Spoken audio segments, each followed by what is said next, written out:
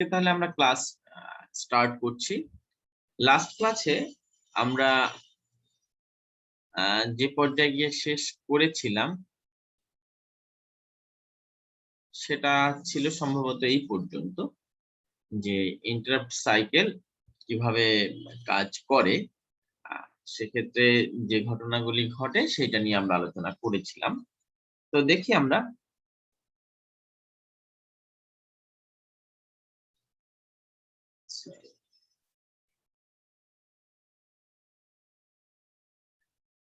এই স্লাইডটা আমরা শেয়ার করেছিলাম। তো এই স্লাইড থেকে আমরা যতটুকু বুঝতে পেরেছিলাম সেই ধারাবাহিকতায় ইন্টারাপ্ট সাইকেল কি করে সেটা আমরা দেখছি। যে আমাদের যে আগের যে ইনস্ট্রাকশন সাইকেল ছিল তার সাথে আমাদের একটা ইন্টারাপ্ট অ্যাড করতে হবে। প্রসেসর ফ্রিকোয়েন্টলি সেই ইন্টারাপ্ট গুলি চেক করবে। চেক করার উদ্দেশ্য হচ্ছে যে সেখানে কোনো ধরনের ইন্টারাপ্ট আছে কিনা, সেটা যদি পায় তাহলে সেটাকে ডিল করতে হবে। যদি কোনো ইন্টারাপ্ট না থাকে বা না পায় তাহলে পরবর্তী ইনস্ট্রাকশনে যাবে। আবার যদি দেখে যে না, আমার ইন্টারাপ্ট একটা হাতে আছে, মানে চেক করতে গিয়ে দেখলাম যে হাতে একটা বা কেউ একটা রিকোয়েস্ট করেছে, ইন্টারাপ্ট করেছে, তখন আমাদের কি করতে হবে? সাসপেন্ড করতে হবে। যে প্রোগ্রামটা বা যে কাজটা এখন আমরা করছি সেটাকে সাময়িকভাবে সাসপেন্ড করে সে যে প্রোগ্রামটা এই মুহূর্তে করছি বা সাসপেন্ড করব যে প্রোগ্রামটাকে, সেই প্রোগ্রামটার যত রিসোর্স আছে সেই রিসোর্সটাকে ঠিকঠাক মতো আমাকে সেভ করে রাখতে হবে। সেভ করে এখানে আমি একটা গল্প বলেছিলাম লাস্ট ক্লাসে, যে আমি পড়াতে পড়াতে হঠাৎ করে কেউ একজন কোশ্চেন করলো, আমি কোশ্চেনের সম্মুখীন হলাম। তো সেই কোশ্চেনটার উত্তর দিতেই আমি যখন যাব তার আগে তো আমাকে মনে রাখতে হবে বা আমাকে ঠিকঠাক মতো যে পর্যায় থেকে আমরা কোশ্চেনটার উত্তর দিতে যাচ্ছি সেই পর্যায়টা আমি যদি ট্রেস করতে না পারি, তাহলে উত্তর শেষ করে আমি আবার কোন জায়গা থেকে ক্লাসটা শুরু করব। জাস্ট যে পয়েন্টে গিয়ে আমি স্টপ হলাম সেই পয়েন্ট থেকে আমি নতুন করে স্টার্ট করতে চাই। এইটা আর কি এখানে সেভ কনটেক্সট বলতে যেটা বোঝায়। Set program counter to start address of the interrupt handler routine. আমরা পিছনে যে প্রোগ্রাম কাউন্টারের কাজ দেখেছিলাম, যদি কখনো ইন্টারাপ্ট পাই বা কোনো ধরনের বাধার সম্মুখীন হই কারেন্ট এক্সিকিউশনে, সেক্ষেত্রে কি করতে হবে? প্রোগ্রাম কাউন্টারকে সেট করতে হবে। কোথায়? যেটাকে আমি এই মুহূর্তে ডিল করতে যাচ্ছি, মানে যে ব্যক্তির প্রশ্নটাকে আমি উত্তর করতে যাচ্ছি সেই ব্যক্তির ঠিকানাটাকে আমার প্রোগ্রাম কাউন্টারের মধ্যে সেট করতে হবে। কারণ প্রোগ্রাম কাউন্টারের মধ্যে সেটা সেট না করলে আমি তার ইনস্ট্রাকশন এক্সিকিউট করতে পারবো না। এরপরে পিসি সেট হয়ে গেল, মানে এর পরবর্তীতে অ্যারিথমেটিক লজিক ইউনিট সেই পিসি অনুসারে কাজটা করবে। প্রসেস ইন্টারাপ্ট ডিল করা হয়ে গেল, এখানে যত সময় লাগলো আমি সেটা শেষ করলাম। এরপরে কি করতে হবে? এই যে কনটেক্সট সেভ করেছিলাম সেইটা এখানে রিস্টোর করে দেব। এইভাবে আমাদের ইন্টারাপ্ট ডিল করব। এখন দেখো কন্ট্রোল কিভাবে। কন্ট্রোল বলতে আমরা ওই প্রোগ্রাম কাউন্টার চেঞ্জ করার মাধ্যমে ইন্টারাপ্টটাকে ডিল করেছি। আমরা কি এইখানের আলোচনাটুকু বুঝতে পেরেছি? প্রোগ্রাম কাউন্টারের মাধ্যমে কিভাবে ইন্টারাপ্ট ডিল করা হয়। আমি যখন একটা প্রোগ্রামকে এক্সিকিউট করছি, প্রোগ্রাম কাউন্টার নরমালি সিকোয়েন্সিয়াল ওয়েতে ইনক্রিমেন্ট হয়। তো যখন কোনো ইন্টারাপ্ট হবে, সে ফর এক্সাম্পল একটা ফর লুপ বা ব্রেক পেলাম, তখন প্রোগ্রাম কাউন্টারের কন্টেন্টটা আর সিকোয়েন্সিয়ালি চেঞ্জ হয় না। সেক্ষেত্রে ইন্টারাপ্ট যিনি ঘটিয়েছেন তার ঠিকানাটা পিসির মধ্যে এসে ঢুকে যায়। এইটা আমি পিছনের কথার মধ্যে বোঝানোর চেষ্টা করেছিলাম। এখন কিভাবে ইন্টারাপ্ট গুলিকে ট্রান্সফার করা হয় বা কন্ট্রোল ট্রান্সফার করে ইন্টারাপ্ট ডিল করা হয় সেটা দেখো। নরমালি একটা প্রোগ্রাম যখন এক্সিকিউট করতে চাইবো তখন সেই প্রোগ্রামগুলি 1 2 3 এরকম ইনক্রিমেন্টাল ওয়েতে মেমোরির মধ্যে জমা থাকে এবং প্রোগ্রাম কাউন্টার ঠিক একইভাবে এই 1 এর পর 2 কে ধরবে, 2 এর পর 3 কে, 3 এর পর 4 কে, এরকম করতে করতে তম ইনস্ট্রাকশন মেমোরির তম সেলে যখন জমা পাবে বা ইনক্রিমেন্টাল মেমোরি অ্যাড্রেসে যখন জমা পাবে, তখন সেটাকে এক্সিকিউট করে দেখলো যে না, এর পরের ইনস্ট্রাকশনটা হচ্ছে ট্রান্সফারিং কন্ট্রোল, মানে পরের ইনস্ট্রাকশনটা এখানে না, পরের ইনস্ট্রাকশনটা হচ্ছে অন্য একটা জায়গায় শিফট করে ফেলছে। এই ইনস্ট্রাকশনটা এক্সিকিউট করে দেখছে যে না, ইনস্ট্রাকশনের মধ্যে বলা হয়েছে যে তুমি পরবর্তী ইনস্ট্রাকশনটা ডিল করবা অন্য একটা জায়গায়। সেই ঠিকানাটা হতে পারে XYZ। এই ঠিকানাটা হচ্ছে X, যার মানে তম ইনস্ট্রাকশন এক্সিকিউট করার সময় প্রোগ্রাম কাউন্টার এক্সিকিউট করার সাথে সাথে প্রোগ্রাম কাউন্টার চেঞ্জ হয়ে পিসির মধ্যে ভ্যালুটা চলে আসবে কত, পিসির মধ্যে ভ্যালুটা চলে আসবে এক্স, যেহেতু আমরা এখানে এইটার ঠিকানা হচ্ছে এক্স, বুঝতে পেরেছি? এইটার ঠিকানা এইখানের এই যে জায়গাটা থেকে স্টার্ট হবে ইন্টারাপ্ট ডিলিং শুরু হবে, সেই জায়গাটার ঠিকানা হয়েছে এক্স। সো এক্স এ এসে আমরা এক্স এর মধ্যে যত কথাবার্তা আছে, যত ইনস্ট্রাকশন আছে, সেগুলি আবার আমরা আগের মতো করেই ডিল করব। এই মুহূর্তে কিন্তু প্রোগ্রাম কাউন্টার এক্স থেকে শুরু হওয়ার পর এরপর এখানে আবার ইনক্রিমেন্টাল ওয়েতে কাজ শুরু হবে, যে এক্স এর পর পরবর্তী ইন্টারাপ্ট হ্যান্ডলারের মধ্যেই পরবর্তী ভ্যালুটা বা পরবর্তী ইনস্ট্রাকশনটা কোন জায়গায় আছে সেটা এখান থেকে পাবো, ওয়াই জেড এরকম করে করে। অ্যাট ইভেন্ট এখান থেকে কিন্তু আবার আরেকটা ইন্টারাপ্টকে সে এখান থেকে কল করতে পারে। এই আমার স্ক্রিন কি দেখা যাচ্ছে? জি স্যার, দেখা যাচ্ছে। জি স্যার, দেখা যাচ্ছে। বোঝা যাচ্ছে আমাদের এই আজকের আলোচনাটা? জি জি স্যার। স্যার, বোঝা যাচ্ছে।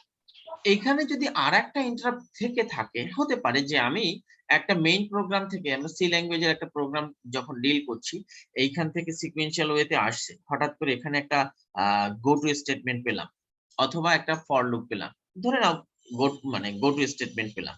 গো টু স্টেটমেন্ট পাওয়ার পর এখানে চলে আসলাম। এর ভিতরে যে গো টু থাকবে না এমন কোনো গ্যারান্টি নাই, এখানেও কিন্তু গো টু থাকতে পারে। যদি গো টু থাকে তাহলে সেই রেসপেক্টে যেখানে go to K say main করবে বা পয়েন্ট করবে, সেইখানে ঠিকানাটা প্রোগ্রাম কাউন্টার ধরে নেবে। যে ইনস্ট্রাকশনের মাধ্যমে ট্রান্সফার করা হলো, সেই ইনস্ট্রাকশনের মাধ্যমে প্রোগ্রাম কাউন্টারটা চেঞ্জ হয়ে যাবে। আশা করি আমরা এখানে বুঝতে পেরেছি। এখানে যখন কমপ্লিট হবে ইন্টারাপ্টের সমস্ত ইনস্ট্রাকশন গুলি শেষ করা, তখন সে ট্রান্সফার করবে কোন জায়গায়, আমরা যেখানে শেষ করেছিলাম, প্রোগ্রাম কাউন্টার কততে শেষ হয়েছিল, তার পরের ইনস্ট্রাকশন যত হবে সেইখানে আমি আবার ব্যাক করে আসতে হবে। যদি আমি সেটা না আসতে পারি, তাহলে এই প্রোগ্রাম এক্সিকিউশনের ধারাবাহিকতাটা মেইনটেইন করতে পারবো না। আশা করি বুঝতে পেরেছি। তো ইন্টারাপ্ট সাইকেল কিভাবে ইনস্ট্রাকশনের মধ্যে আমরা ঢোকাবো, দেখো ইনস্ট্রাকশন সাইকেল উইথ ইন্টারাপ্টস। আগে ছিল যতটুকু জাস্ট ইনস্ট্রাকশন সাইকেলের মধ্যে এক্সিকিউশন ইনস্ট্রাকশন এইটুকুর মধ্যে ছিল যখন আমরা ইন্টারাপ্টটা অ্যাড করিনি। এখন ইন্টারাপ্ট অ্যাড করার পরে দেখলাম যে আগেরটার সাথে আমরা এখানে একটা কাজ করব, প্রত্যেকটা ইনস্ট্রাকশন এক্সিকিউশনের পাশাপাশি আমাকে চেক করতে হবে যে না আমার ইন্টারাপ্ট ঘটেছে কিনা। যদি ইন্টারাপ্ট ঘটে চেক করতে হবে, সরি, যদি ইন্টারাপ্ট এখানে ঘটে থাকে তাহলে আমার চেক করে দেখতে হবে যে কোত্থেকে আসছে, কতগুলি আছে বা কি অবস্থা। যদি সেটা থাকে তাহলে সেটা আমাকে ডিল করতে হবে। ঠিক আছে, বুঝতে পেরেছি? এখানে আমি এই এক্সিকিউট করার পর দেখলাম যে একটা ইন্টারাপ্ট ঘটেছে। ওকে, বুঝতে পারলাম? জি স্যার, বুঝতে পেরেছি। ইন্টারাপ্ট ঘটেছে। ইন্টারাপ্ট ঘটার পরে কি করতে হবে, আমাদের কন্ট্রোল ট্রান্সফার হয়ে গেছে কোথায়, ইন্টারাপ্টে, ওই আগের চিত্রে দেখিয়েছিলাম না, এখানে চলে আসছে। তাহলে এখানে যদি চলে আসে বেশ ভালো কথা, তাহলে আমার আগের মতো কি করতে হবে, একইভাবে আমার ইন্টারাপ্টের মধ্যে নতুন করে ইনস্ট্রাকশন নিতে হবে, চেক করতে হবে, ফিস ইনস্ট্রাকশন, নেক্সট ইনস্ট্রাকশন করলাম, এক্সিকিউট, আবার চেক করব। এখানে বললাম না যে ইন্টারাপ্টের মধ্যে আবার ইন্টারাপ্ট হতে পারে, সেটা এখান থেকে আবার অ্যাজ ইউজুয়াল আগের মতো কাজ শুরু হবে। এটা আর কি দেখলাম। এখন এখানে আমরা আগের যে চিত্রটা ছিল, মানে মনে আছে, এইখানে দেখো এই পাশে এই চিত্রটা আমরা দেখেছিলাম, যেখানে ইন্টারাপশনের প্রসেসটা আমি বলছিলাম যে কিভাবে ঘটতে পারে। সেখানে যদি ইনপুট আউটপুট ডিভাইস ওরিয়েন্টেড কিছু থাকে, সেখানে আমাদের দীর্ঘমেয়াদী অপেক্ষা করতে হতে পারে অথবা স্বল্পমেয়াদী অপেক্ষা হতে পারে। আবার অনেক ক্ষেত্রে লাগছে যেখানে কোনো ধরনের ইন্টারাপ্ট ইস্যুই করছে না, স্মুথলি চলছে। এখন সেইটাকে আরেকটু এলাবোরেটলি যদি ব্যাখ্যা করতে চাই, তাহলে দেখো program timing short input output wait, এখানে এই শর্ট ইনপুট আউটপুট ওয়েটের উপর ভিত্তি করে এখানে টাইমিংটা, মানে টাইমিং সিকোয়েন্সটা দেখানোর চেষ্টা করা হচ্ছে। দেখো, তো দেখো এখানে এই এই পাশে যে সিকোয়েন্সটা রয়েছে, এই সিকোয়েন্সটার এক্সপ্লানেশনটা হচ্ছে এই চিত্রটার, এই আমার কার্সরটা দেখা যায়? জি স্যার, দেখা যায়। হ্যাঁ, এই পাশের এই যে ডায়াগ্রামটা রয়েছে, এইটার বিপরীতে আমরা এইটার ব্যাখ্যাটা দিব। দেখো এখানে 1, যখন টাইম স্লট 1 স্টার্ট করলাম, 1 এর পর কন্ট্রোল ট্রান্সফার হয়ে কোথায় গেছে, 4 এ। এই 4 লিখলাম, 4 এ ইন্টারাপ্ট হ্যান্ডলার ইস্যু করে এখন এখানে কিছু কাজ বাজ হচ্ছে। এই ইনপুট আউটপুট বাউন্ড কমান্ড রয়েছে, ইনপুট আউটপুট বাউন্ড কমান্ড যদি থাকে সেখানে কিছু টাইম ডিলে হবে। এখানে এই জন্য ইনপুট আউটপুট অপারেশন, যদিও সেটা খুব অল্প ওয়েট টাইম আছে। এরপরে এখানে ফিফথ টাইম স্লটের কথা বা পালসের কথা বোঝানো হয়েছে, তো এটা 5 নম্বর। এরপরে এই 5 নম্বর এসে দেখলাম ইন্টারাপ্ট ডিলিং শেষ, কন্ট্রোল ট্রান্সফার করে দিব। কন্ট্রোল ট্রান্সফার করে কোথায় আসলাম, আবার যেখান থেকে ইস্যু করেছিলাম সেইখানে। ইস্যু করেছিলাম কোথায়, 1 স্লটে। 1 স্লটে আমি ইস্যু করার পরে আমরা ব্যাক করে আসলাম। ব্যাক করে এসে দেখলাম যে এখানে আমার দ্বিতীয় যে কাজটা, মানে যে ইনস্ট্রাকশন পয়েন্ট দিয়ে শুরু করব, সেটা আমি এখানে 2 নম্বর মানে 2 স্লট মানে লেবেল করে রেখেছি। এটাকে আমরা মানে টাইম স্লট বলতে পারি, সেটা সমস্যা না। আমরা লেভেল হিসাবে যদি বুঝি তাহলে বুঝতে পারো ভালো, কারণ কি তোমাদের এখানে একটা মানে অ্যাম্বিগুইটি চলে আসতে পারে, 1 এর পরে কেন 4th স্লট আসবে, এই ব্যাখ্যাটা আমি দিচ্ছি। যদি আমার এখানে রাইট ইনস্ট্রাকশনটা ইস্যু না হতো, বা এখানে মনে করো রাইট ইনস্ট্রাকশনে যদি কোনো ধরনের টাইম ডিলে বা কিছু একটা না হতো, বা এখানে রাইট ইনস্ট্রাকশনটা না থাকতো, তাহলে 1 এর পরে সিকোয়েন্সিয়াল 2 নম্বর ইনস্ট্রাকশন, 3 নম্বর ইনস্ট্রাকশন এরকম হতো। যেহেতু এখানে রাইট কমান্ড ইস্যু হওয়ার একটা বিষয় চলে এসেছে, তাহলে রাইট কমান্ড ইস্যু হওয়ার ক্ষেত্রে আমার প্রিভিয়াস ইউজার প্রোগ্রামের ইনস্ট্রাকশন 1 2 3 এইটাকে ডিল করতে গিয়ে রাইট কমান্ড যখন আমরা ডিল করব, তখন আমার ইনস্ট্রাকশন 4 এবং 5 এ ডিল করতে যেতে হবে। বুঝতে পেরেছি? ইনস্ট্রাকশন 4 এবং 5 এ ডিল করতে যেতে হবে যদি আমরা এই রাইট অপারেশনটা করতে চাই। যদি এটা না করতাম, তখন এটা 1 2 3 সিকোয়েন্সিয়াল হতো। এনিওয়ে, এটা অত ডিটেইলস বলার তেমন কিছু নেই, আশা করি বুঝতে পেরেছো। 5 এর পরে আমরা ব্যাক করে আবার সেই আগের জায়গায় চলে আসলাম 2 এর কাছে। 2 কে ডিল করলাম, 2 কে ডিল করার পর দেখলাম আবার রাইট ইনস্ট্রাকশন হয়েছে। আবার 4 এর কাছে যাও, 4 5 এখানে কিছু মানে টাইম ডিলে হবে, কিল হবে, এভাবে 3 এরপরে আবার ব্যাক করে 3 তে চলে আসলাম। এটা হচ্ছে উইদাউট ইন্টারাপ্ট, মানে তোমাকে এখানে যেটা এই ইয়াটার থেকে বোঝানো হচ্ছে যে এখানে আমরা উইদাউট ইন্টারাপ্ট এই জন্য বলেছি যে এখানে এই সিকোয়েন্স অফ ইনস্ট্রাকশন গুলি এক্সিকিউট করার জন্য সে কোনো ইন্টারাপ্ট হ্যান্ডলার ডিল করে। আর এখানে যেটা হয়েছে, এখানে ইন্টারাপ্ট হ্যান্ডলার ডিল করেছে, ডিল করে সে 4 5 শেষ হওয়ার জন্য অপেক্ষা করে না। এখানে কিন্তু 4 এবং 5 শেষ হওয়ার পরে 2 তে ফিরে এসেছে। আমার ব্যাখ্যাটা একটু বোঝার চেষ্টা করো। 4 এবং 5 কমপ্লিট করার পরে 2 এ ফিরে আসছে। আর এখানে যেহেতু ইন্টারাপ্ট ইস্যু করেছি, সেক্ষেত্রে কি করতে হবে, একের পরে আমরা যে কাজটা করব, 4 এ ইস্যু করার পর আমি আবার রিটার্ন করব। আমার হাতের কাজ যে সিকোয়েন্স অফ ইনস্ট্রাকশন রয়েছে সেটাকে ডিল করছি। এখন এখানে কিন্তু দুইটা কাজই প্যারালালে চলছে। এই 2 এর এই লাইন, এই সিরিজের কাজটাও চলছে, আর এই পাশে ইন্টারাপ্ট সিরিজের কাজটাও চলছে। এখানে এর মতো করে এ প্রসেস করতে থাকলো, আর আমি আমার হাতের কাজটা চলতে থাকলাম। কারণ এই ইনপুট আউটপুট যে সিস্টেমটা রয়েছে, আমি এখানে একটা এক্সাম্পল বলছি, যে ধরে নাও আমি একটা প্রিন্ট কমান্ড এখানে ইস্যু করলাম। প্রিন্ট কমান্ড ইস্যু করার পর আমি আমার আগের মতো কম্পিউটার দিয়ে কাজ করছি, আর ইস্যু করার পর প্রিন্টারের মতো সে কিন্তু তার প্রসেসিংটা চালাচ্ছে। প্রসেসিং কমপ্লিট করার পর সে আমাকে আবার রিটার্ন করবে যে I have completed my task, মানে এখান থেকে শেষ করে সে আমাকে মেসেজ দিল। মেসেজ যখন দিল, তখন দেখো আমি 2 নম্বর ইনস্ট্রাকশনের কিয়দাংশ করে ফেলেছি। ঠিক আছে? তাতে কি দাঁড়াবে, যে আমার অপেক্ষা করতে হচ্ছে না। কার জন্য? প্রিন্টারের কাজের জন্য। এখানে কিন্তু প্রিন্টারের কাজের জন্য অপেক্ষা করছি, 4 এবং 5 শেষ করার পর 2 আবার ব্যাক করেছি।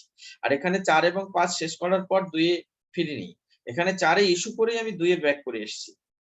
তারপরে আবার যখন 5 মানে শেষ করে যখন রেসপন্স করলো, তখন তাকে আমি রিসিভ করে আবার 2 এর বাকি অংশ শেষ করলাম। এই আমরা কি বুঝতে পেরেছি এইখানের এই উইথ ইন্টারাপ্টসটা? জি স্যার, বুঝতে জি, পেরেছি। ওকে। এখানে লং ইন্টারাপ্টস এর ক্ষেত্রে যেটা হবে, এখানে বিশেষ করে যেটা হবে, এখানে এই টাইম ডিলেটা একটু বেশি লাগছে, আর কিছুই না। এখানে এই টাইম ডিলেটা একটু বেশি লাগছে, এইটা কি এখানে বোঝানো হচ্ছে। বাকি সিকোয়েন্স একই রকম ভাবে আছে। ঠিক আছে? বাকি সিকোয়েন্স গুলি ওই ধারাবাহিকভাবেই চলছে, যে আমার কখন কোন কাজটা হবে সেটা দেখ।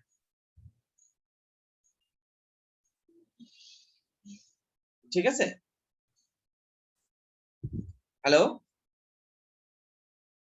জি স্যার, ঠিক আছে। আমরা কি বুঝতে পেরেছি এই সিরিজটা? একের পরে 4 কে ইস্যু করলাম, 4 কে ইস্যু করে আমি যে কাজটা করলাম 2 এর হাতে ফিরে আসলাম, 2 এর হাতে ফিরে এসে 2 এর কিছু অংশ শেষ করলাম। 2 নম্বর ইনস্ট্রাকশনকে এখন দুইটা পার্টে ভাগ করছি, 2 এর এ এবং 2 এর বি। এই দুইজন মিলে হচ্ছে 2 নম্বরের মানে স্লট। 2 এর এ এবং বি মিলে হচ্ছে 2 নম্বর স্লট। তো এখন 2 এর এ শেষ করে 5 এ আসলাম, 5 এর পরে আবার 2 এর বি তে আসলাম। কারণ কি 5 মানে আমার কাজ শেষ। এরপরে আবার এই 3 নম্বরে আবার ইস্যু করলাম এই কাজ। আশা করি বুঝতে পেরেছো?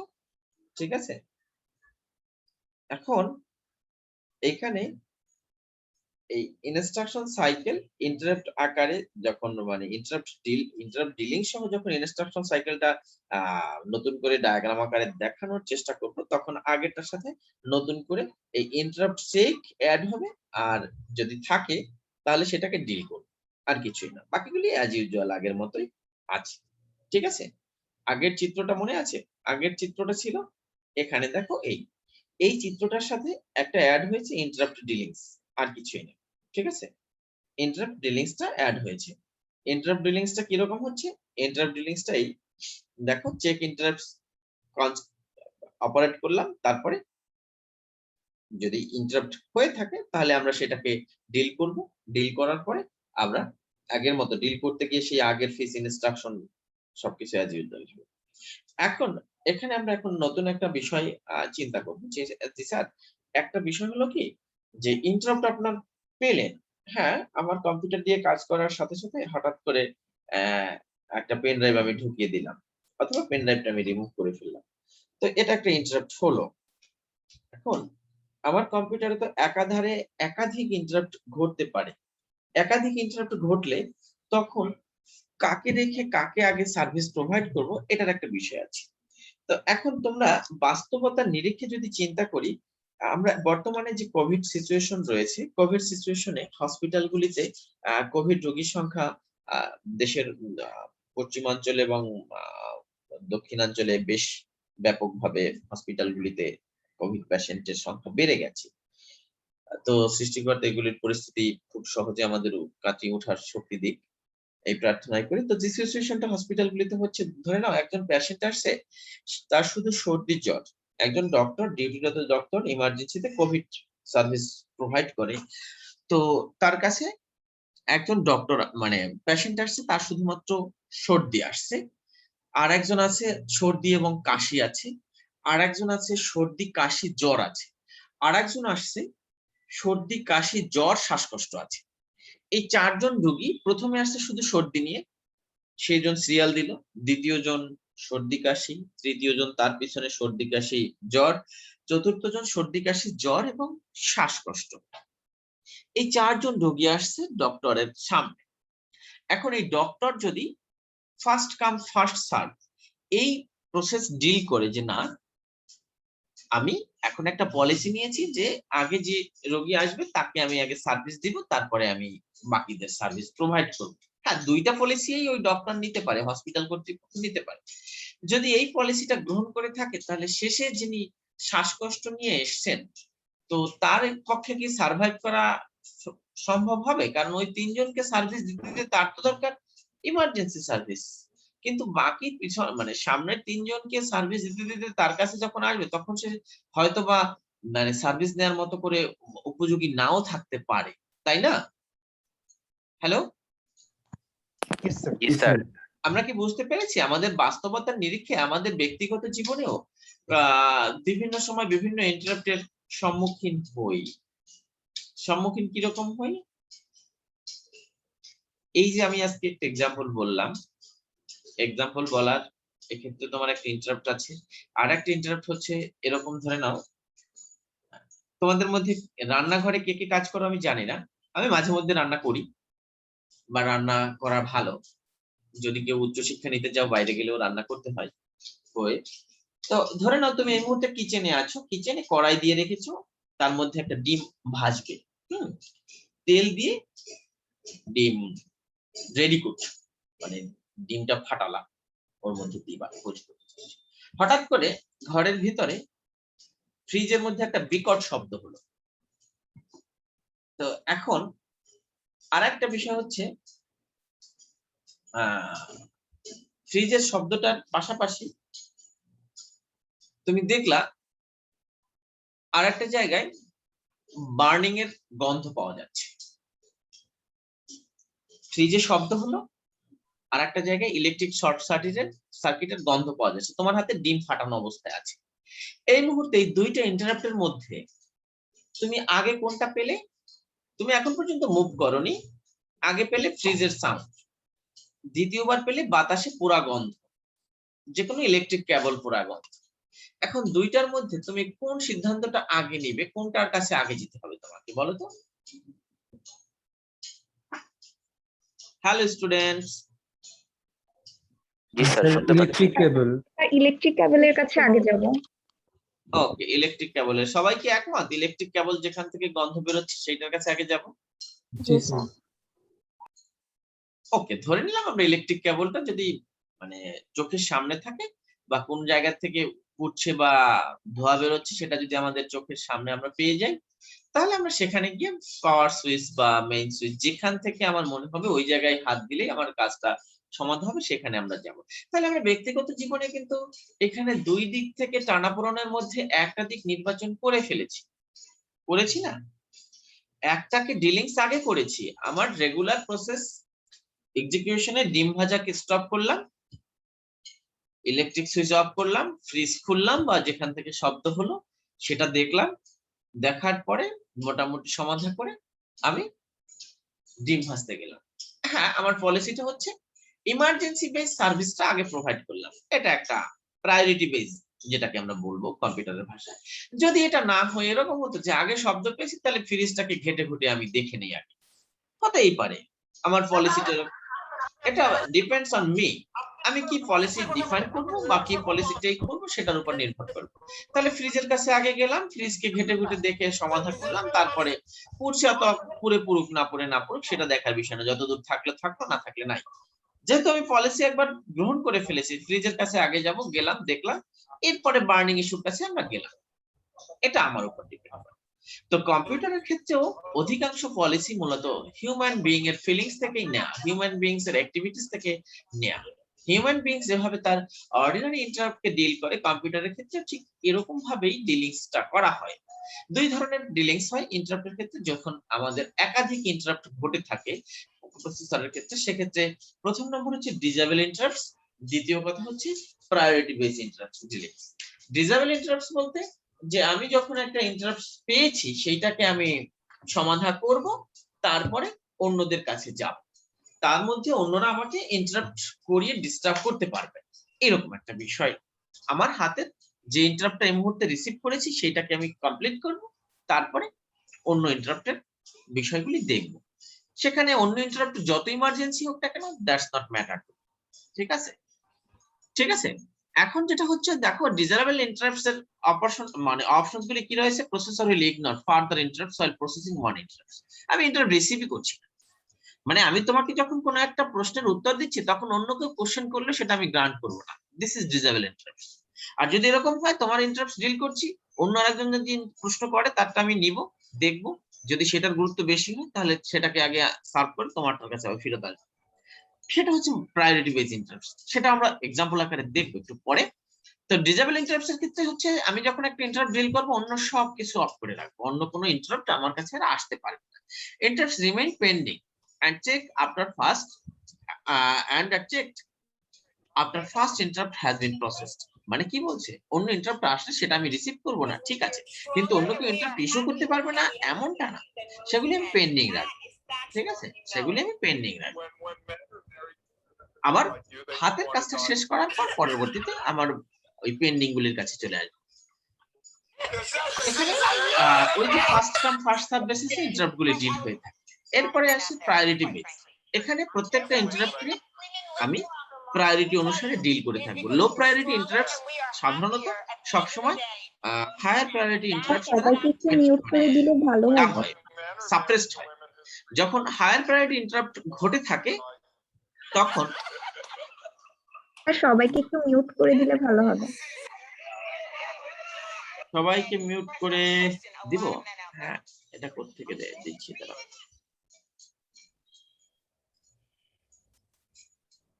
হ্যালো,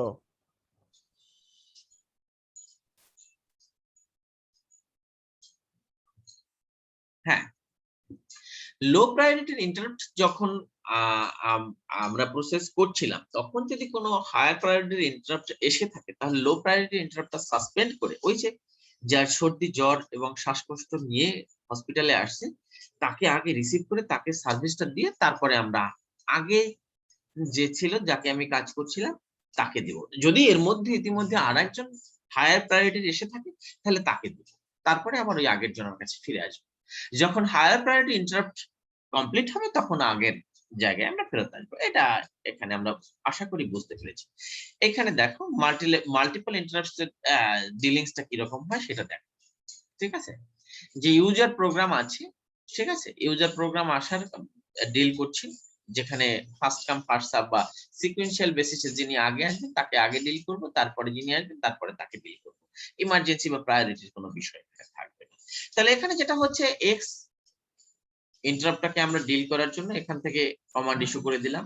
এইটুকু শেষ করে আগে যেখান থেকে শুরু করেছিলাম সেখানে আমি ব্যাক করলাম। ব্যাক করে দেখলাম যে ইতিমধ্যে এক্স ডিল করার মধ্যবর্তী সময়ে আরেকটা ইন্টারাপ্ট আমাদের সামনে এসে হাজির ছিল। আমরা কি এই কথাটা বুঝতে পেরেছি? যে আমি যখন এখানে ইস্যু করেছি, ইস্যু করে এই ইন্টারাপ্ট এক্স কে ডিল করলাম, এই এক্স ডিল করার সময়ের মধ্যে অন্য আরেকটা ইন্টারাপ্ট এখানে আমার কাছে এসে হাজির হয়েছে, সেটা হলো ওয়াই ইন্টারাপ্ট। কিন্তু আমি এক্স কে তখন সাসপেন্ড করিনি। এক্স কে সমাধান না করা পর্যন্ত আমি ওয়াই এর কাছে যাব না।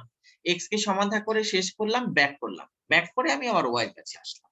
ঠিক আছে, ওয়াই কে সমাধান করলাম, সমাধান করে ব্যাক করে এখানে আসলাম। এখন এই ওয়াই সমাধান করার মধ্যে আমার হাতে কোনো ইন্টারাপ্ট নতুন পেন্ডিং ছিল না। ঠিক আছে, তখন আমরা সিকোয়েন্সিয়ালি আগাবো। এখন কোশ্চেন হচ্ছে যে এক্স কে ডিল করার মধ্যে যদি ওয়াই না এসে একটু পরে আসতো, ব্যাক করার পরে আসতো, তাহলে যেখান থেকে আসতো ধরে নাও এখানে ব্যাক করে এটুকু আসলাম, এখান থেকে আবার শুরু হবে, এই আর। এখন খেয়াল করো, এখন নেস্টেড ইন্টারাপ্ট কিরকম হবে। এখানে কিন্তু একটা বিষয় আছে। নেস্টেড ইন্টারাপ্ট হচ্ছে মানে এখানে ওই যে প্রায়োরিটির কথা বলছিলাম, যে এই সিকোয়েন্সিয়াল এর পরিবর্তে নেস্টেড একটা বিষয় ঘটতে পারে, আবার প্রায়োরিটি একটা ঘটতে পারে। এখন নেস্টেড এর মধ্যে বলছিলাম, ওই যে মনে আছে যে এক্স এর মধ্যে আবার একটা ইন্টারাপ্ট ঘটবে। ওই যে গোটুর মধ্যে গোটু কিছুক্ষণ আগে বলছিলাম না, এই জি গোটুর স্যার। মধ্যে গোটুর কাজ এইটা। এটা হলো নেস্টেড ইন্টারাপ্ট, যে এখানে ইউজার প্রোগ্রাম কমপ্লিট করতে গিয়ে এক্স হ্যান্ডেল করতে হবে, এক্স হ্যান্ডেল কমপ্লিট করতে গিয়ে ওয়াই কে হ্যান্ডেল করতে হবে। এটাকে বলছি আমি নেস্টেড। এটা কিন্তু প্রায়োরিটি না, প্রায়োরিটি অন্য আরেকটা। প্রায়োরিটির মধ্যেও নেস্টেড ঘটতে পারে, দ্যাট ডিফারেন্ট কেস। এখানে এটা বুঝতে পেরেছি যে এটাকে কমপ্লিট করার জন্য ওয়াই কে লাগবে, আর এখানে ছিল যে এটা দুইটা ভিন্ন ভিন্ন কাজ, এক্স স্বাধীনভাবে কমপ্লিট হবে, এর অন্য কারোর উপর ডিপেন্ডেন্সি নেই, সো ব্যাক করবে।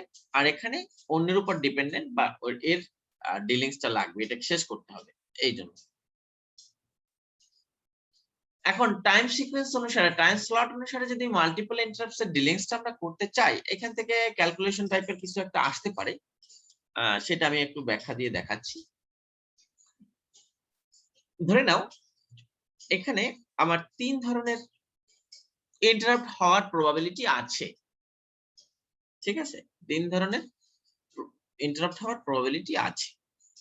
প্রিন্টারের মাধ্যমে ইন্টারাপ্ট আসতে পারে, ইথারনেট কেবল থেকে আসতে পারে, আর হার্ড ডিস্ক থেকে আসতে পারে। তিনটার থেকেই যখন যেখান থেকে আসবে, প্রিন্টার একটা অপারেশন শেষ করে তোমাকে জানাতে পারে, বা একটা প্রিন্ট কমান্ড ইস্যু হতে পারে, এই একটা কাজ। আর হঠাৎ করে কমিউনিকেশন লিংক থেকে কোনো একটা মেসেজ আসতে পারে। আবার তুমি যদি হঠাৎ করে তোমার ডিস্কের মধ্যে কোনো একটা সিডি বা ডিভিডি ইনসার্ট করো, এখান থেকে ইন্টারাপ্ট আসতে পারে। মানে তিনটার থেকে তোমার প্রসেসকে বাধাগ্রস্ত করার একটা সুযোগ আছে। আমি এক্স্যাক্টলি যে ঘটনাগুলি বলছি এগুলি না হয়ে এই 3 ধরনের ডিভাইস বা পেরিফেরাল ডিভাইস থেকে আমার এই ইন্টারাপ্ট গুলি ঘটতে পারে। আচ্ছা, সব পেরিফেরাল ডিভাইস এমন নয়, কমিউনিকেশন ডিভাইস যেটা আছে এই লাইন থেকে ইন্টারাপ্ট আসতে পারে। এখন ইউজার প্রোগ্রাম t=0 টাইমে স্টার্ট করলাম। t=0 টাইমে স্টার্ট করার পর আমরা এখানে আরেকটা বিষয় বলে রাখা ভালো। প্রায়োরিটির ক্ষেত্রে আমার প্রিন্টার লোয়েস্ট, তারপরে সেকেন্ড হাইয়েস্ট হচ্ছে ডিস্ক, আর ফার্স্ট হাইয়েস্ট হচ্ছে কমিউনিকেশন লিংক। আমি কি যা বলছি তোমরা বুঝতে পেরেছো? আমরা তিন লাইন থেকে ইন্টারাপ্ট রিসিভ করব, ঠিক আছে? তো ইন্টারাপ্ট রিসিভ করার ক্ষেত্রে প্রায়োরিটি অ্যাসাইন করছি, মানে রোগীর প্রায়োরিটি কার কখন হবে। যে প্রিন্টারের ইন্টারাপ্ট হচ্ছে মানে প্রায়োরিটি সবচেয়ে কম, তারপরে কমিউনিকেশন ডিস্কের প্রায়োরিটি তারপরে, আর সবচেয়ে সুপিরিয়র হচ্ছে কমিউনিকেশন, সবচেয়ে সুপিরিয়র হচ্ছে কমিউনিকেশন। তো এখন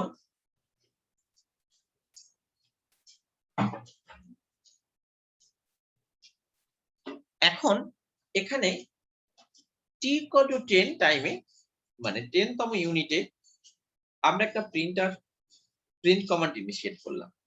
প্রিন্ট কমান্ড চলছে, তো প্রিন্ট কমান্ড চলার মানে পাঁচটা হলো, আর 5টা সাইকেল প্রিন্ট কমান্ডের জন্য ব্যবহার হলো, বা 5 ইউনিট টাইম ইউজ হলো। তো সেই মুহূর্তে কমিউনিকেশন লিংক বা ইথারনেট কেবল থেকে হঠাৎ করে একটা মেসেজ আসছে, বা কোনো একটা সে ফর এক্সাম্পল মেসেঞ্জার থেকে একটা মেসেজ আসছে অথবা একটা ইমেল আসছে। তো তোমাকে একটা নোটিফিকেশন দেখানোর প্রয়োজন। তো কমিউনিকেশন লিংকে যে নোটিফিকেশনটা আসছে সেটাকে যদি আমি প্রিন্ট কমান্ড, যেহেতু কমিউনিকেশন লিংকের প্রায়োরিটি বেশি, সো কি করবে, এইখান থেকে t=15 টাইমে আমরা প্রিন্ট কমান্ড সাসপেন্ড করে কমিউনিকেশন লিংকে আমরা দৃষ্টি দিলাম। তো কমিউনিকেশন লিংক আমার প্রিন্টারের থেকে হায়ার প্রায়োরিটি, সো আমার কমিউনিকেশন লিংকের কাজ কমপ্লিট করব। t15 থেকে t25 পর্যন্ত এই কাজটুকু কমপ্লিট হলো। তো কমপ্লিট হওয়ার পরে আমরা এখানে ডিস্ক কমান্ড বা ডিস্কের মধ্যে যদি এই কমিউনিকেশন লিংকের কাজের মধ্যেও যদি ডিস্কে কোনো ইন্টারাপ্ট ঘটে থাকে, তাহলে সেটাকে আমরা প্রায়োরিটি দিব না, কারণ সুপ্রিম প্রায়োরিটির কমিউনিকেশন লিংককে আমি এখন প্রসেস করছি। এখন যেটা হবে, এই কমিউনিকেশন লিংকের কাজ শেষ হওয়ার পরে আমরা যখন প্রিন্টারের কাছে আসলাম, তখন দেখলাম অলরেডি আরেকটা ইন্টারাপ্ট ঘটে গেছে। সেই ইন্টারাপ্টটাকে ডিস্কের মধ্যে কোনো একটা কাজ। তো ডিস্কের কাজ যেহেতু প্রিন্টারের থেকে হায়ার প্রায়োরিটি, সো ডিস্কের দিকে নজর দিব এবং ডিস্কের কাজ t=25 টাইমে ইনিশিয়েট করলাম এবং 10 ইউনিট টাইম এখানে ইউজ করে রিটার্ন করলাম কোথায়, আমার প্রিন্ট যেখান থেকে সাসপেন্ড হয়েছিল সেখানে আমি ব্যাক করে আসলাম। t35 টাইমে যখন রিটার্ন করলাম, বাকি 10 মানে 5 ইউনিট টাইম আমার লাগছে প্রিন্টের মানে কাজ শেষ করা বা ইন্টারাপ্ট কমপ্লিট করা, সেটাকে আমি শেষ করে t=40 টাইমে আমি আবার ইউজার প্রোগ্রাম যেখানে ছিল সেখানে আমরা রিটার্ন করলাম।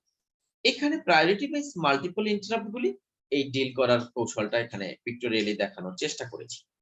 আপাতত ইন্টারাপ্ট নিয়ে আমাদের কথাবার্তাগুলি মোটামুটি শেষ হলো। এই ইন্টারাপ্ট নিয়ে কারো কোনো কোশ্চেন আছে? হ্যালো হ্যালো,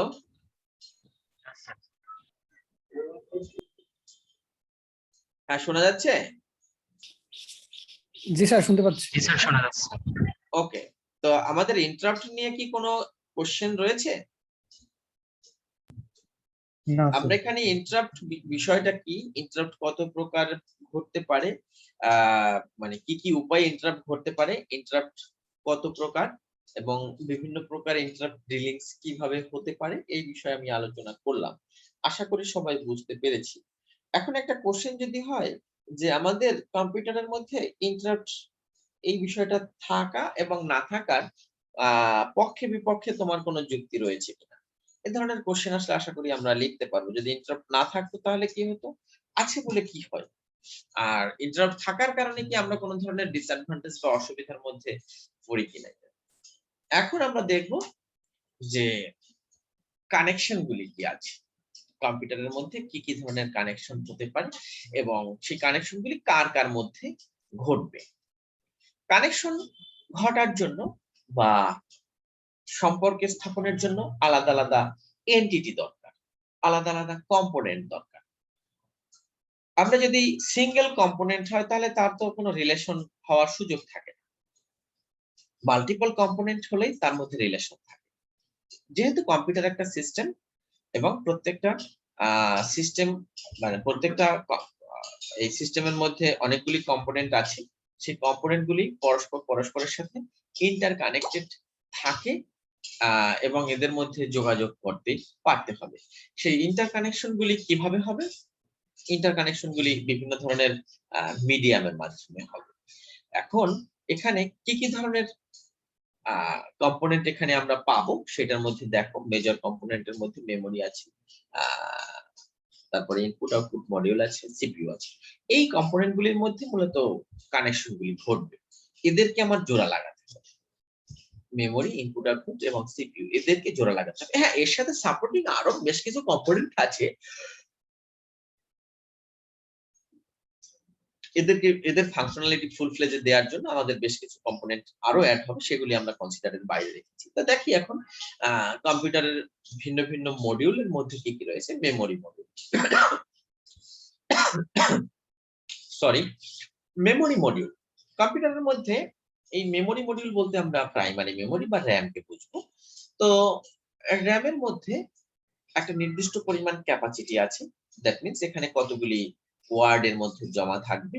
ওয়ার্ড মিন্স মানে আমরা 2 বাইট আকারে জেনারেলি বুঝি, বাট এই ওয়ার্ডের ডেফিনেশনটা হচ্ছে আমার কম্পিউটার যত বিটের মেমোরি মডিউলকেও ঠিক সেই বিট লেভেল অনুসারে ওয়ার্ড ক্যারেক্টারাইজ করা হয়। ঠিক আছে, তো সেখানে যদি 32 বিটের মেশিন হয় তাহলে সেই 32 বিট মেশিনের বিপরীতে মেমোরি মডিউল থেকে এক ওয়ার্ড ডাটা বলতে 32 বিট ডাটা বুঝবে। ঠিক আছে, তো মেমোরির মধ্যে বেসিক্যালি ওয়ার্ড আকারে ডাটা জমা থাকে না, কিন্তু ডাটা দেয়া নেয়া হয় ওয়ার্ড আকারে। কথাটা বোঝা গেল? মেমোরির মধ্যে ডাটা জমা থাকে বাইট আকারে, 8 বিট 8 বিট আকারে, 8 বিট 8 বিট আকারে মেমোরির মধ্যে ডাটা জমা থাকে। কিন্তু মেমোরি থেকে যখন কোনো প্রসেসর ডাটা নিবে বা কোনো প্রসেসর থেকে ডাটা মেমোরির মধ্যে জমা হবে, সেই জমা হওয়া এবং গ্রহণ করাটা হবে ওয়ার্ড সাইজ অনুসারে। যদি কম্পিউটার 32 বিটের হয় তাহলে মেমোরির কতগুলি বাইটের ডাটা একত্রে সিপিইউর কাছে দিতে হবে? 4টা বাইটের। 4টা বাইটের ডাটা মানে 4 8 এ 32টা হয়, 32টা বিট প্রসেসরকে একত্রে দিতে হবে। যার মানে মেমোরি থেকে একত্রে আমার 4টা বাইট রিড হবে, মেমোরি থেকে 4টা বাইট একত্রে রিড হবে এবং মেমোরির মধ্যে 4টা বাইট একত্রে জমা। আমি কি বুঝতে পেরেছি? হ্যালো, জি স্যার। আমরা কি বুঝতে পেরেছি? জি স্যার, বুঝতে পেরেছি। ওকে, তাহলে একটা মেমোরিকে ম্যানিপুলেট করার জন্য, সরি,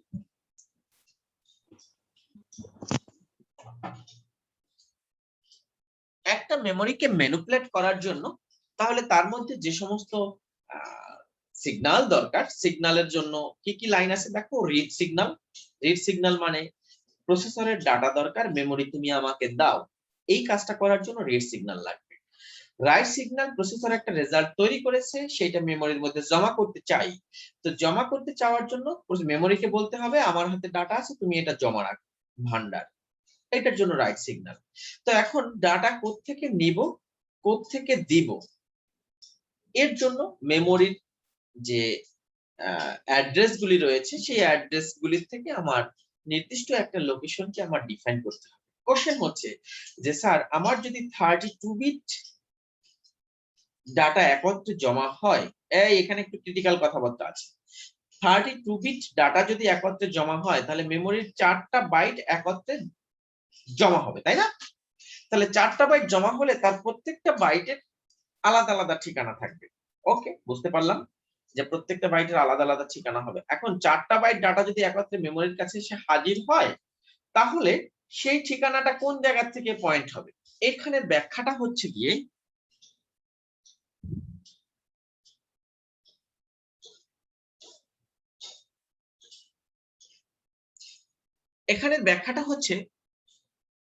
যে মেমোরির 0তম সেলে জাস্ট অ্যাড্রেস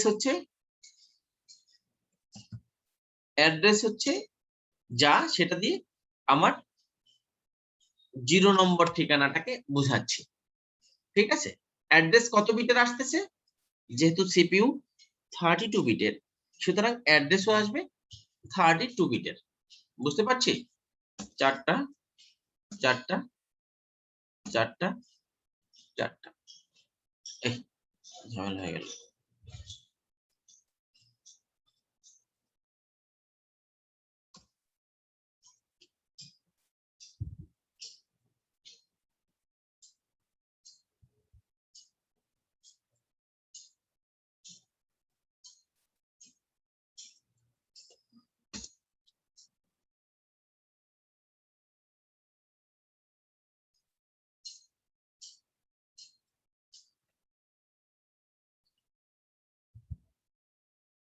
হ্যাঁ, খেয়াল করো, আমার মেশিন যেহেতু 32 বিটের, এখন ধরে নাও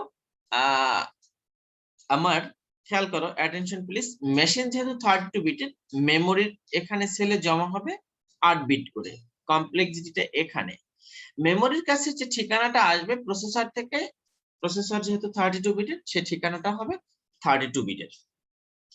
এখন এই মেমোরির total number of different memory location কতগুলি আছে?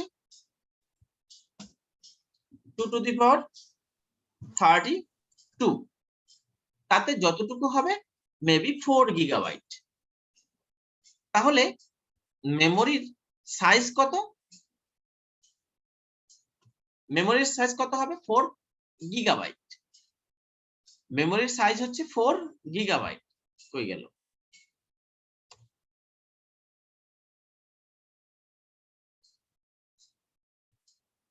Memory size 4 gigabyte. এখন 4 গিগাবাইট বলতে এখানে total number of different byte আকারে 4 গিগাবাইট পরিমাণ আছে। এখন প্রত্যেকটা বাইটের ঠিকানা এরকম ভাবে আমরা বের করতে পারি। এখন প্রসেসর থেকে যদি আমার একটা ডাটা আসে, সেই ডাটাটার সাইজও তো হবে 32 বিট, তাই না? যেহেতু প্রসেসর 32 বিটের, 32 বিট যদি হয় তাহলে মেমোরির কয়টা বাইটকে একত্রে ব্যবহার করব আমরা? 4টা বাইটকে। যার মানে word size equal to processor word size equal to 4 byte, তাই না? যেহেতু 32 বিট মেশিন, আমরা কি বুঝতে পারছি? জি স্যার। ওয়ার্ড সাইজ কত? 4 বাইট। তাহলে প্রথম যে ডাটাটা আমার আসছে, সেই ডাটাটা মেমোরির 0তম জায়গায় জমা শুরু করলাম। তাহলে প্রথম বাইট 1 নম্বর বাইট 0তমতে গেল, 1 নম্বর 1 বাইট। তাহলে 2 নম্বর বাইটটা কততে যাবে? 4টা বাইট তো জমা হবে, জমা হবে না?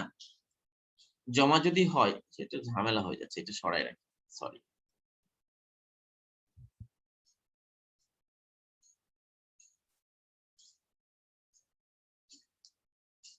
এটা গেল 1 নম্বর বাইট।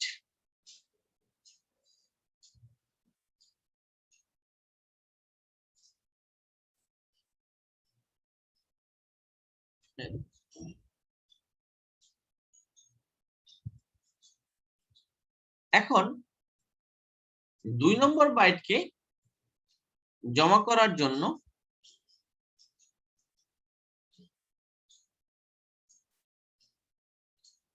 দুই নম্বর বাইটের অ্যাড্রেসটা কোনটা হবে বলো তো? 1। 3 নম্বর করে এটা হলো 2 নম্বর বাইটের জন্য।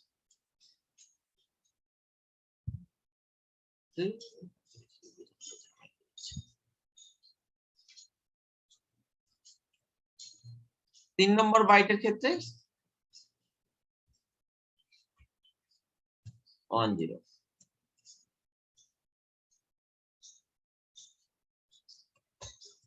4 নম্বর বাইটের ক্ষেত্রে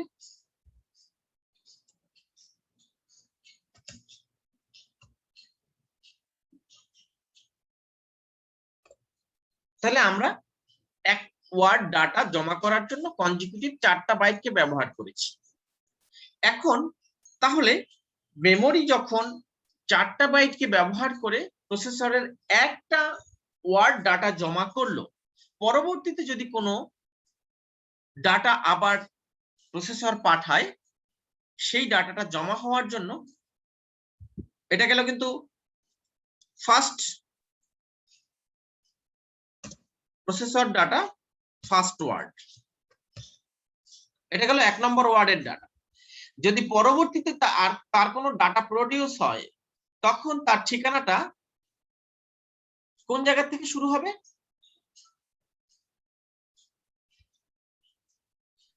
100 থেকে। 100 থেকে। এটা কত নম্বর ওয়ার্ড প্রসেসরের? 2 নম্বর ওয়ার্ড। 2 নম্বর ওয়ার্ডের ফার্স্ট বাইট। এইটা 2 নম্বর ওয়ার্ডের 1 নম্বর বাইট জমা হবে 100 তে, ঠিক আছে? 2 নম্বর ওয়ার্ডের 1 নম্বর বাইটটা জমা হবে 100 তে। এরপর এখানে আবার 101 আসো, 110 আসো, 111 আসো, ঠিক আছে? 2 নম্বর ওয়ার্ড। তাহলে এখন আমি যদি কখনো কোনো রিড সিগন্যাল এই প্রসেসরের বিপরীতে ইনিশিয়েট করি, তাহলে আমাকে এই যে 01, 10, 11 এই সমস্ত এই তিনটা ঠিকানার কোনো ঠিকানা কি আমি ইনিশিয়েট করতে পারবো? পারবো না। কারণ আমাকে ওয়ার্ডের শুরু যেখান থেকে আছে, যে ঠিকানা থেকে স্টার্ট হয়েছে ওয়ার্ড জমা রাখার, সেই ঠিকানাটাকে পয়েন্ট করলেই মেমোরি মডিউল থেকে কনজিকিউটিভ 4টা বাইটকে ধরেই সে এই ডাটাবাসের মধ্যে তুলে দিবে, সেই ডাটাবাস থেকে প্রসেসর নিয়ে নেবে। বুঝতে পারছি? অ্যাড্রেস বাস মূলত starting address of the word in memory এইটাকেই পয়েন্ট করে, যার মানে এই অ্যাড্রেস বাস এই তিনজনকে কখনোই পয়েন্ট করবে না। সেই অ্যাড্রেস বাস শুধুমাত্র প্রসেসরের কাছ থেকে এই সিগন্যালটা নিয়ে আসবে, এই সিগন্যালটা নিয়ে আসবে। সে কিন্তু এই নিচের এই তিনটার মধ্যে কোনো সিগন্যালই কখনো তৈরি করে নিয়ে আসতে পারবে না বা আনবে না। বুঝতে পারলাম? জি স্যার। একটু ক্লিয়ার সবাই? কারণ কি? কারণ এখানে মধ্যবর্তী পর্যায়ের কোনো ঠিকানা কখনোই প্রডিউস হওয়ার কথা না। কেন কথা না? কারণ প্রসেসর সবসময় 32 বিট 32 বিট করে দেয়। 32 বিট 32 বিট করে দিলে সেখানে তো কখনোই এই 2টা বাইট ব্যবহার করে কাজ শেষ করে ফেললাম এমন তো কোনো ঘটনা কখনো ঘটবে না। বুঝছি আমরা? হ্যালো স্টুডেন্টস, আমরা এই অ্যানোমালিসটুকু বুঝতে পেরেছি? জি স্যার। ঠিক ইনপুট আউটপুট মডিউলের ক্ষেত্রেও এরকম কিছু সিগন্যাল আছে, read signal, right signal. Input output module মূলত মেমোরির মতোই কাজ করে। অ্যাড্রেস আছে ইন্টারনাল ডাটা আর এক্সটার্নাল ডাটা, এখানে আছে ইনপুট। খেয়াল করো, এখন প্রসেসরের প্রত্যেকটা ঠিকানা আলাদা আলাদা ডিফাইন করলাম। এখন ইনপুট আউটপুট ডিভাইসও আমাদের কম্পিউটারের ক্ষেত্রে ভিন্ন ভিন্ন ঠিকানা হোল্ড করবে। তোমার কাছে মনে হতে পারে যে স্যার আমরা তো শুধুমাত্র যে কয়টা পোর্ট লাগানো আছে ওই কয়টা ডিভাইসই শুধুমাত্র অ্যাড করতে পারি। ইউএসবি পোর্ট আগে 3-4টা থাকতো, এখন 2টাই থাকে। তো সেই 2টা পোর্ট ল্যাপটপে ইউএসবি হাবের সাথে হাব লাগিয়ে আমরা ডিভাইস সংখ্যা বাড়াতে পারি না? একটা ইউএসবি পোর্টের সাথেই তো 3-4টা ডিভাইস অ্যাড করাতে পারি, করি কিনা? তোমরা কি বিষয়টা বুঝতে পেরেছি যা আমি বলার চেষ্টা করছি? তাহলে বিষয়টা দাঁড়াচ্ছে যে একটা পোর্ট থেকে এতগুলি ডিভাইস কম্পিউটার কিভাবে চেনে? ব্যাখ্যাটা হচ্ছে এরকম যে ইনপুট আউটপুট মডিউলের মধ্যে সে এখানে এমন একটা মডিউল যা প্রসেসরের কাছ থেকে যখন কোনো অ্যাড্রেস ইনিশিয়েট করা হয় সে সেই অ্যাড্রেস অনুসারে তার সাথে অ্যাটাচ ডিভাইসগুলি পরিচিত বা চিনে থাকে। কি বললাম বুঝতে পেরেছি? তো এখানে এই ডিভাইসগুলি একটা নির্দিষ্ট সংখ্যক, মানে এই ইনপুট আউটপুট মডিউল একটা নির্দিষ্ট সংখ্যক নাম্বার অফ ডিভাইস, মানে নির্দিষ্ট সংখ্যক ডিভাইস ইনপুট আউটপুট ডিভাইসকে প্রসেসরের সাথে ইন্টারফেস করিয়ে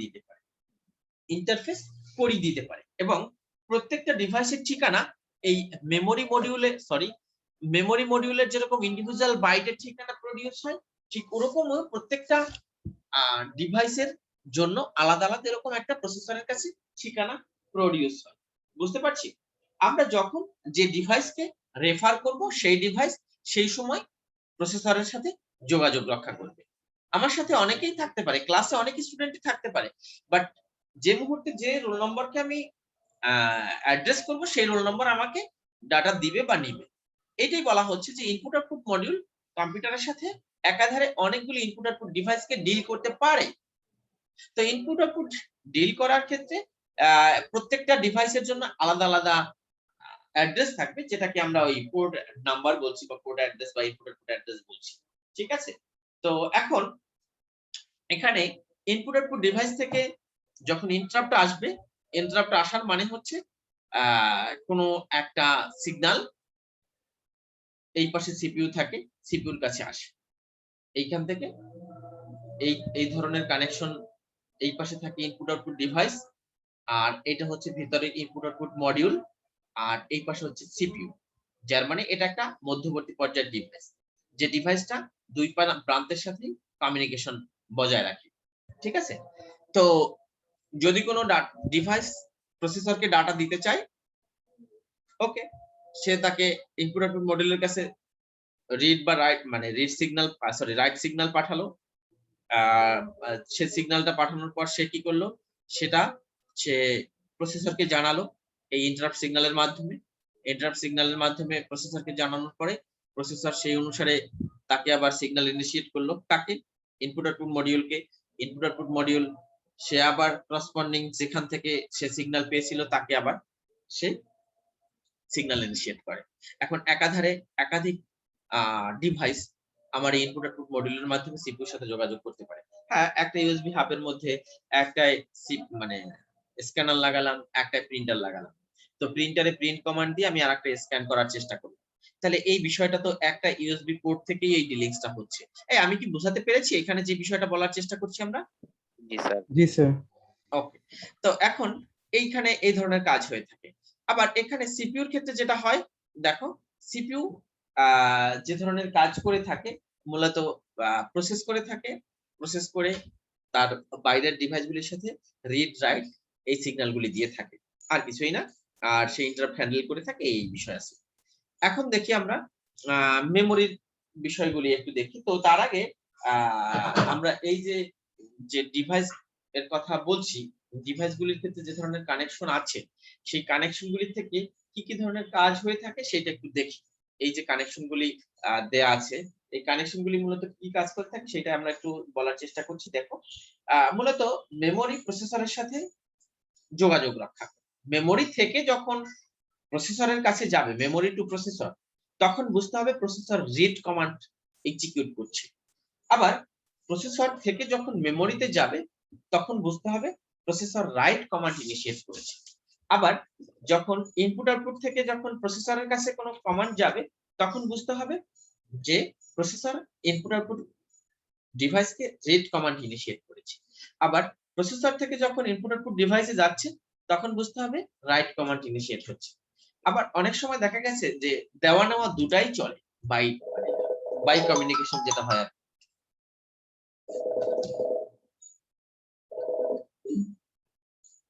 আচ্ছা, তোমাদের সাথে একটু পরে আসছি আমরা।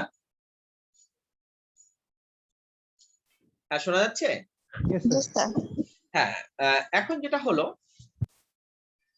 আবার অনেক ক্ষেত্রে আছে আমাদের give and take, that means এই দুই ধরনের কাজই হয়ে থাকে। Input output to or from memory, এইটা মূলত ইনপুট আউটপুট এবং মেমোরির মধ্যে ঘটে থাকে কমিউনিকেশনটা। এই কমিউনিকেশনটা কিরকম? এতক্ষণ আমরা যে কথাগুলি বলছিলাম পিছনে, processor to memory, memory to processor, input output to processor, processor to input output, এইগুলি ছিল প্রসেসর বাউন্ড অপারেশন। এখন কখনো কখনো এমন কোন অপারেশন আছে যেখানে প্রসেসরের হাত লাগানো প্রয়োজন পড়ে না। কিরকম? ধরে নাও, তুমি একটা সিডি থেকে একটা মুভি কপি করে হার্ড ডিস্কে রাখতে চাচ্ছ, ঠিক আছে? এখন এই কপি করার ক্ষেত্রে শুধুমাত্র ডকুমেন্টটা এনে জমা করার কাজ, ঠিক আছে? ডকুমেন্টটা এনে সেভ করার কাজ, এখানে তো কোনো ডাটার পরিবর্তন ঘটছে না। এর জন্য কি আমার প্রসেসরের হাত লাগানোর প্রয়োজন আছে? আমি জাস্ট কপি করছি। যদি মুভিটা প্লে করতাম তাহলে প্রসেসরের প্রসেস করার একটা বিষয় ছিল, কিন্তু ধরে এক জায়গা থেকে আরেক জায়গায় রাখছি, এখানে আমার কোনো কাজ নেই। এটা যদি আমি প্রসেসরকে লাগিয়ে কাজটা করতে চাইতাম তাহলে বিষয়টা একটু ঝামেলা হতো, কারণ প্রসেসর বেশি এনগেজ থাকে। সো এটা আমরা অন্যভাবেও করতে পারি। এজন্য বলা হচ্ছে যে অনেক সময় ইনপুট আউটপুট ডিভাইস থেকে সরাসরি উইদাউট প্রসেসিং আমার মেমোরির মধ্যে ডাটা জমা রাখা লাগতে পারে, আবার মেমোরি থেকে সরাসরি ইনপুট আউটপুট ডিভাইসে বা ডাটা জমা রাখা লাগতে পারে। আবার সেটা কখনো কখনো মেমোরি থেকে মেমোরিতেও হতে পারে, ইনপুট আউটপুট থেকে ইনপুট আউটপুটেও হতে পারে। এরকম যে বিষয়গুলি যদি ঘটে, সেক্ষেত্রে আমার এই input output to or from memory এই কমিউনিকেশন গুলি ঘটে থাকে, ঠিক আছে। তো মেমোরি কানেকশন গুলি কি কি আছে মেমোরির ক্ষেত্রে সেটা দেখো, রিড, রাইট এবং টাইমিং এইগুলি থাকবে এখানে। ইনপুট আউটপুটের ক্ষেত্রে কি কি ধরনের কমিউনিকেশন আছে, মানে লিংক আছে দেখো, বা ঘটনা ঘটে। Similar to memory from computer view point, এটা মেমোরির সাথে কম্পিউটারের রেসপেক্টে যে কমিউনিকেশনটা বা যে ধরনের ঘটনা ঘটছে এখানে ঠিক একই রকম। এখানে আমরা যেহেতু ইনপুট আউটপুট ডিভাইস, সেক্ষেত্রে জমা করা এবং রিড করা এই দুইটাকে ইনপুট এবং আউটপুট আকারে ডিফাইন করব। মেমোরিতে যখন রাইট করতাম সেটাকে হচ্ছে আউটপুট বলা যায়। এখানে রিসিভ ডাটা ফ্রম কম্পিউটার, মানে প্রিন্টার কম্পিউটার থেকে ডাটা রিসিভ করবে, মনিটর কম্পিউটার থেকে প্রসেসর থেকে ডাটা রিসিভ করবে, এইটা হচ্ছে আউটপুট। ইনপুট হচ্ছে পেরিফেরাল থেকে বা যে সমস্ত ইনপুট আউটপুট ডিভাইসেস সেখান থেকে ডাটা রিসিভ করা। Receive data from peripheral, send data to computer, এটা হচ্ছে ইনপুট আউটপুটের সাথে প্রসেসরের রিলেটেড লিঙ্কগুলি বা কাজগুলি।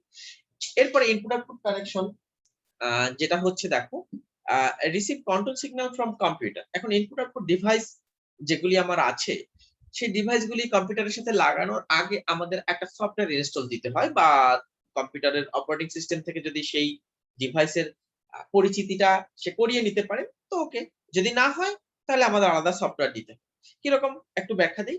একটা পেন ড্রাইভ তুমি লাগালা কম্পিউটার ইউএসবি পোর্টে, তোমার সাথে সাথে কিন্তু পেন ড্রাইভটা কাজ করছে না, কিছু সময় নিয়ে কিছু ঘোরাঘুরি করে কিছু টাইম নিয়ে ওই পেন ড্রাইভটা সম্পর্কে তার পরিচয় যখন কম্পিউটারের মধ্যে পেয়ে যাবে তখন তুমি তাকে কাজ করাতে পারবে। পরবর্তীবারে যখন ওই পেন ড্রাইভ ঢোকাবে তখন আর অত প্রথমবারে ঢোকানোর পর যত সময় লেগেছে পরবর্তীবারে ওই সময়টা কিন্তু আর লাগছে না, ঠিক আছে। আবার কখনো কখনো কোনো প্রিন্টার লাগানোর সাথে সাথে কি তুমি প্রিন্ট করতে পারবে? নিশ্চয়ই না। তার জন্য কিছু এক্সপ্লানেশন কম্পিউটারকে আগে দিতে হবে, ওই প্রিন্টারের পরিচয়টা তাকে দিতে হবে, তারপর সে কাজ করবে, ঠিক আছে। এখন একটা প্রিন্টার আমি কম্পিউটারের সাথে লাগালাম, তার পরিচয়টা দিলাম, তার কার্য পদ্ধতি, কার্যবিধি, কার্য প্রক্রিয়া কিরকম হবে সেটাও আমরা বলে দিলাম। বলে দেওয়ার পরে এরপরে যেটা হবে, সেই ডিভাইসটাকে কম্পিউটার দিয়ে কন্ট্রোল করার মতো একটা সুযোগ থাকতে হবে। যেরকম এখানে দেখো একটা হার্ড ডিস্ক,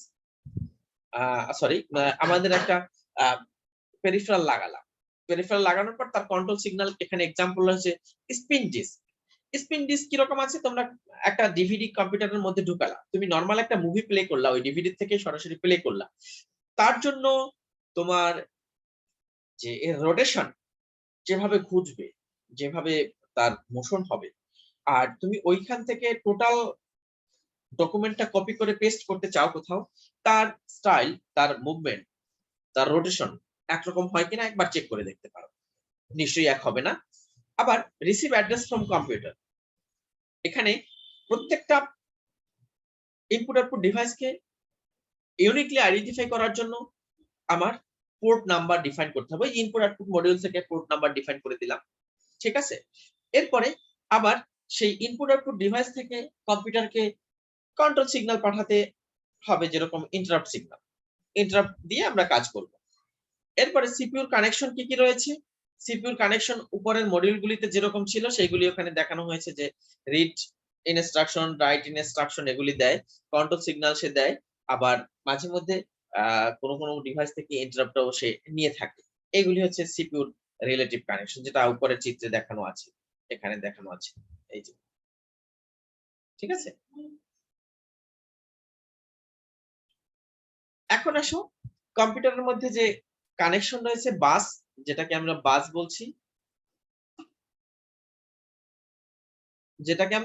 বলছি, বাস কি জিনিস সেটা আমরা একটু দেখে আসি। এখানে এগুলি হচ্ছে বাস, আমরা কি দেখতে পাচ্ছি? হ্যালো, জি স্যার, দেখতে পাচ্ছি। এগুলি হচ্ছে বাস। তো এই বাসগুলি যে পিসিবির উপরে আছে এটা একটা বিষয়। আবার এটা আমরা মানে সিডি থেকে বা ডিভিডি রম থেকে যখন প্রসেসরের সাথে কানেকশন করার জন্য মাদারবোর্ডে দিব বা মাদারবোর্ডে থাকে, তখন এই টাইপের বাস আমরা ব্যবহার করতাম, পাটা কেবল। এখন ওগুলি রিপ্লেসে এটা আসছে। আবার এইগুলি এইভাবে যখন ডিভাইসের মধ্যে থাকে, এটা একটা মানে মাদারবোর্ড আকারে দেখানো হচ্ছে কোন একটা ডিভাইসে, তো এখানে এইভাবে বাসগুলি থাকে। এই যে একটু শ্যাডো টাইপের কালার, এটা হচ্ছে বাস, এগুলি হচ্ছে বাস, ঠিক আছে। এখন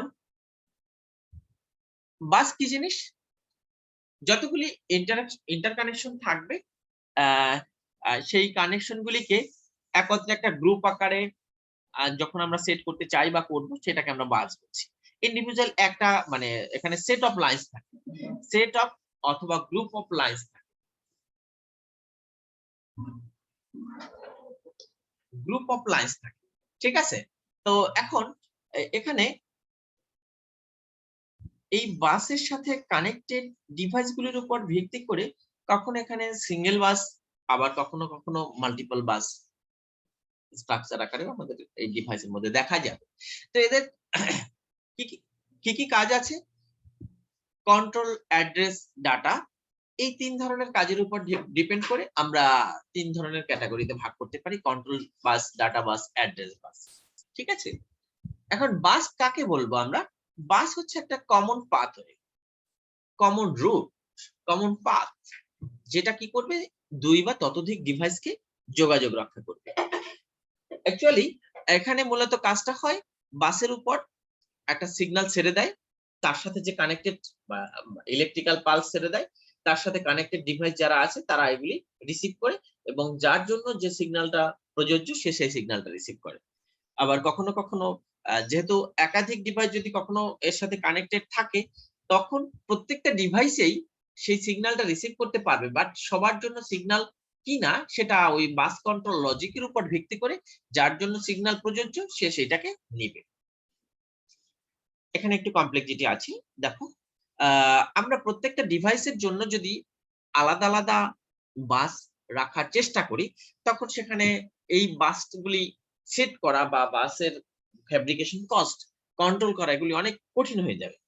একটা এক্সাম্পল ধরা যেতে পারে, ধরে নাও পিএসটিউ ক্যাম্পাসের যতগুলি রাস্তা আছে সেই রাস্তাগুলি তো সবাই ব্যবহার করি, কমন ফর অল। এখন যদি এরকম একটা লজিক সেট করা হতো, প্রত্যেক স্টুডেন্ট ক্লাসে আসার জন্য আলাদা আলাদা রাস্তা ব্যবহার করবে, প্রত্যেক স্টুডেন্ট ক্যাম্পাসে আসার মানে ক্লাসে আসার জন্য আলাদা আলাদা রাস্তা ব্যবহার করবে, কেউ কারো রাস্তা উঠবে না, মানে ওয়ান টু ওয়ান কমিউনিকেশন। এখানে ক্লাসটা হচ্ছে প্রসেসর আর আলাদা আলাদা ডিভাইস হচ্ছে তোমরা প্রত্যেকে। তাহলে এইটা কি আসলে ফিজিবল না।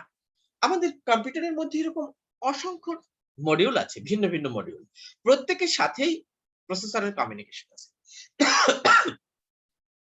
এখন প্রত্যেকে কি আলাদা আলাদা রাস্তা দিয়ে কম্পিউটারের প্রসেসরের সাথে যোগাযোগ রক্ষা করবে? নো, এটা সম্ভব না। আবার কিছু কিছু ডিভাইস আছে যাদের জন্য আলাদা ডেডিকেটেড রাস্তা থাকে, সেটা ভিন্ন, যাদের খুব বেশি প্রায়োরিটি বা যাদের অ্যাক্সেস বেশি করা লাগে তাদের জন্য এটা আছে। যাই হোক, এটা নরমালি গ্রুপ আকারে থাকে। দেখো এখানে এখানে কি কি হয়, 32 বিট বাস যদি বিবেচনা করা হয়, তাহলে এখানে বুঝতে হবে ভিন্ন ভিন্ন ভাবে 32 ডিফারেন্ট সিগন্যালস এট এ টাইম যেতে পারে। প্যারালালি 32টা বিট এই বাস স্ট্রাকচার থেকে মুভ করতে পারবে, ঠিক আছে। আবার এই বাসের মধ্যে নরমালি পাওয়ার লাইনটা দেখানো হয় না। এখন এই ডাটা বাসের কাজ কি, বাস তিন ধরনের বললাম, ডাটা, অ্যাড্রেস এবং কন্ট্রোল। এখানে কি বলছি, ক্যারিজ ডাটা। এই ডাটার মধ্যে মূলত ডাটা এবং ইনস্ট্রাকশন দুইটাই বোঝানো হয়, এটা আর অন্য কিছুই না। ইনস্ট্রাকশনের যে রাস্তা দিয়ে যায়, ডাটাও সেই একই রাস্তা দিয়ে যেতে থাকে, মানে এখানে ইনস্ট্রাকশন বাস আলাদা থাকে না। ইনস্ট্রাকশন যে রাস্তা দিয়ে প্রসেসর গ্রহণ করবে, ডাটাও ঠিক একই রাস্তা থেকে গ্রহণ করবে, বিকজ ডাটা এবং ইনস্ট্রাকশন সবাই মেমোরি অথবা ইনপুট আউটপুটের মধ্যেই জমা থাকে। ইনস্ট্রাকশন প্রসেসরের মেমোরির মধ্যে জমা থাকবে, সরি কম্পিউটারের মেমোরির মধ্যে জমা থাকবে, আর ডাটাও কম্পিউটারের মেমোরির মধ্যে জমা থাকবে। এখন এটা সাধারণত ডাটা বাস 8, 16, 32, 64 এরকম হয়ে থাকে। অ্যাড্রেস বাস কি হচ্ছে, অ্যাড্রেস বাস মূলত সোর্স এবং ডেস্টিনেশন, যেখানে মানে ডাটা বা ইনস্ট্রাকশন জমা থাকে, সেই জমা স্থানগুলিকে ডিফাইন করার জন্য এই অ্যাড্রেস বাসটা লাগে, ঠিক আছে। যদি রিড করার জন্য কোনো জায়গাকে ডিফাইন করতে হয়, তার জন্য সেটাকে বলছি আমরা সোর্স, আর রাইট করার জন্য যদি প্রসেসর কাউকে ডিনোট করে থাকে তাকে বলছি আমরা destination. CPU needs to read an instruction অথবা data from given location in memory. মেমোরির কোন একটা নির্দিষ্ট জায়গা থেকে CPU ডাটা অথবা ইনস্ট্রাকশন পড়া লাগতে পারে। আর নরমালি বাসের যে উইডথ সেটা ডিফাইন করে থাকে নরমালি যেটা হয় মেমোরি ক্যাপাসিটি, ঠিক আছে। এখন এই মেমোরি ক্যাপাসিটি যত বিটের হবে, এখন এখানে একটা কোশ্চেন আসতে পারে, ঠিক আছে, মেমোরি ক্যাপাসিটি আর যত বিটের হবে সেই অনুসারে কি মেমোরির সেল তৈরি হবে? কথাটা এখানে একটু ক্লিয়ার করার চেষ্টা করছি। হ্যালো, তোমরা কি আমার কথা শুনতে পাচ্ছ? জি স্যার। মেমোরি বলতে আমরা প্রাইমারি মেমোরি র্যাম কে বুঝাচ্ছি। আমার কম্পিউটারে র্যাম 2 জিবি লাগালেও চলছে আর 32 জিবি লাগালেও চলছে। কোশ্চেন হচ্ছে 32 জিবি র্যাম লাগানোর পর প্রসেসর যে ঠিকানাগুলি তৈরি করছে, আবার 2 জিবি র্যাম লাগানোর ক্ষেত্রে প্রসেসর ঠিক একই স্টাইলের ঠিকানা যদি তৈরি করে থাকে, তাহলে একটা ঘাপলা তৈরি হয়ে যাচ্ছে না? এটা কিভাবে সম্ভব? এটা একটা কোশ্চেন না?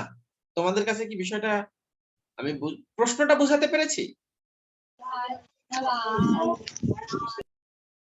হ্যালো, জি স্যার। আমরা আমাদের একটা প্রসেসরকে নির্বাচন করলাম, প্রসেসরের ক্যাপাসিটি হচ্ছে 64 বিট। 64 বিট ক্যাপাসিটিতে টোটাল যত গিগাবাইট মেমোরিকে আমরা, মানে এই 64 বিটে যতটুকু ডিফারেন্ট অ্যাড্রেস তৈরি করা যাবে 2 টু দি পাওয়ার 64, ঠিক তত সাইজের মেমোরি আমরা এর মধ্যে অ্যাড করতে পারবো। কারণ প্রসেসর সব সময় এই 64 বিটের সমন্বয়ে এক একটা ঠিকানা তৈরি করে থাকে এবং প্রসেসরের কাছ থেকে যে অ্যাড্রেস বাসটা বের হবে সেটা 64 বিটের। বুঝতে পারলাম?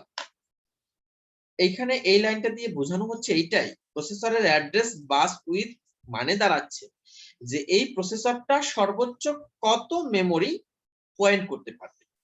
যদি 64 বিট প্রসেসর হয়, তাহলে এই প্রসেসর দ্বারা 2 টু দি পাওয়ার 64 সাইজের মেমোরিকে আমরা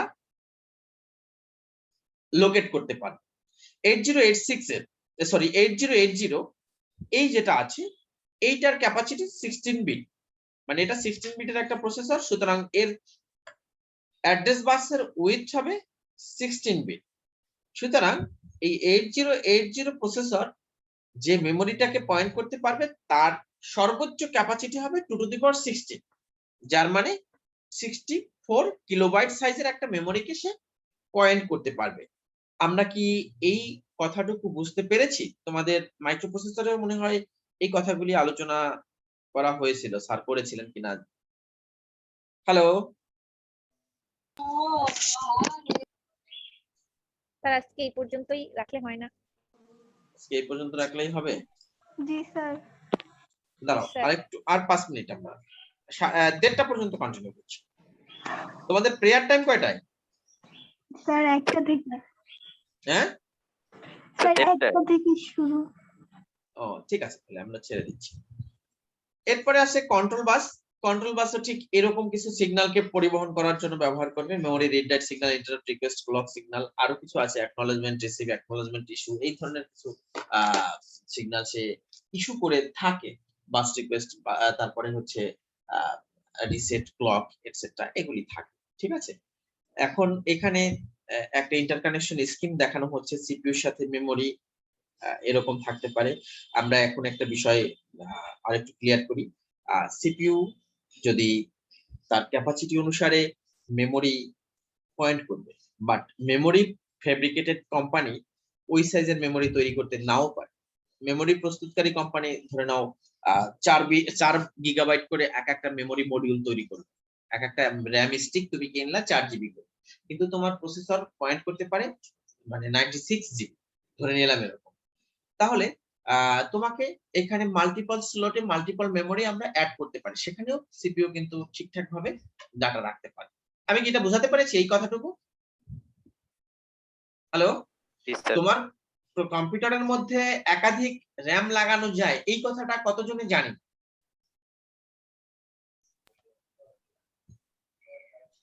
স্যার যদি স্লট থাকে সেক্ষেত্রে। হ্যাঁ, অ্যাবসলিউটলি রাইট, যদি স্লট থাকে তাহলে একাধিক মেমোরি লাগানো যায়। এখন কোশ্চেন হচ্ছে একাধিক স্লটে একাধিক মেমোরি মডিউল রাখার পরে সিপিইউ সেই একাধিক মডিউল থেকে ডাটা রিড করতে পারে, কারণ সিপিইউ যে অ্যাড্রেসগুলি জেনারেট করছে সেই অ্যাড্রেস রাস্তাগুলি এই মেমোরি মডিউল যতগুলি এখানে অ্যাড করার সুযোগ আছে সবগুলিতেই যাক।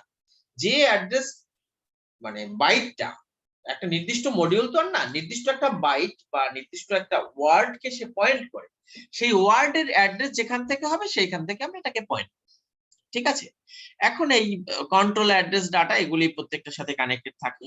এখন এখানে দেখো তোমাদের একটা চিত্র দেখিয়েছিলাম আসলে what do buses look like, কিরকম আর কি থাকে, যে একটা সার্কিট বোর্ডের মধ্যে কতগুলি প্যারালাল লাইন থাকে, অনেক সময় রিবন কেবল থাকে, তারপরে স্ট্রিপ কানেক্টরস থাকে, এই যে স্ট্রিপ কানেক্টরস থাকে মাদারবোর্ডে, যেখানে আসলে আমরা এটা সেট করতে পারি।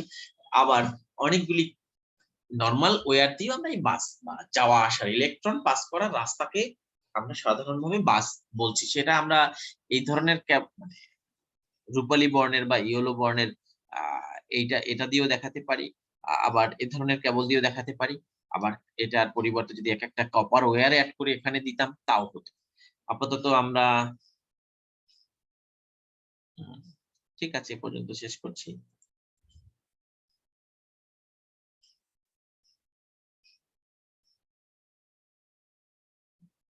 Response to A roll call,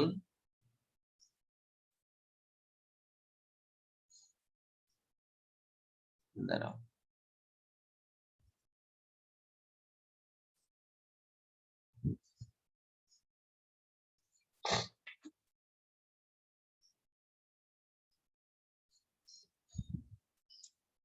hello, হ্যাঁ আমরা এখনই ছেড়ে দিচ্ছি, অতি দ্রুত তোমরা আসলে রেসপন্স করবা অ্যাটেন্ডেন্সে।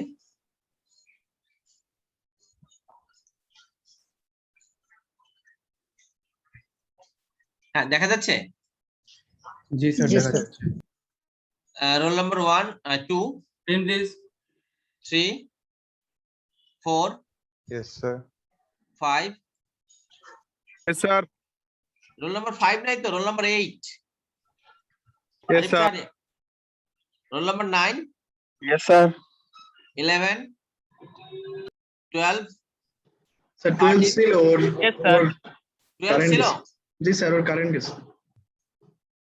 13, Yes, sir. 16, 17, 18, 20, 24, Yes sir. 25, yes sir 26,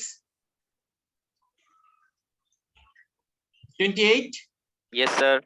29, Sir ছিল। 32, Yes sir. 37, Yes, sir. 39, Yes sir. 40, Sir, 40 ছিল। 41, Yes, sir. Sir, 18. 42, 44, 45, Yes, sir. 46, 47, 48, yes sir 50, 51, Yes sir. 52, 53, yes sir 56, Yes, sir. 57, Yes, sir. 58, 59, Yes, sir. 60, Yes, sir. 61, Yes, sir. 62, 63, Yes, sir. 64, Yes, sir. 65, Yes, sir. 66, 67, 68, Yes, sir. 68, yes sir 69, Yes, sir. 71, Sir. 71, Yes, sir. 16, 18, 39, 54, yes sir 56, yes sir 71, yes sir একটু check করো absent role 39, 18, 66, 18 ছিল। 18 বলতে 1666 ফয়সাল, না sir. তারপরে 62 1762 অনিক সাহা।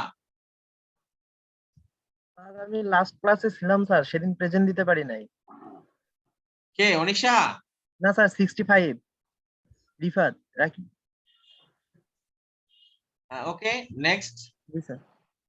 কে আছে দেখো, সামাউন পাঠান, ও আছে, সুকান্ত বারই। যাদের হয়েছে তারা চলে যেতে পারো। জুনায়েদ আল হাবিব, গ্রিন সরকার, রিয়াদ, মেহেদি হাসান। স্যার 18 18 আর কেউ আছো? স্যার 17। 17 দেখো, চেক করে দেখো, 18 তো দেওয়া হয়েছে। সাগর হালদার 20 আছো? রুবায়েত আছো? হাবিবুল মুরসালিন আছো? ওকে ডান, একটু চেক করে দেখো যারা যারা অ্যাবসেন্ট রয়েছে। Okay thank you. স্যার 42 একটু চেক করেন স্যার 42। 42 জি স্যার আমি আছি তো স্যার। তুমি আসো তো, আমি তো ডাকলাম। স্যার আমি মাইক অফ ছিল স্যার, সরি স্যার। 42 জি স্যার। নেমল। ওকে আর কেউ আছে এরকম? দেখো তো, সম্ভবত নেই। ওকে ডান, থ্যাংক ইউ। আসসালামু আলাইকুম।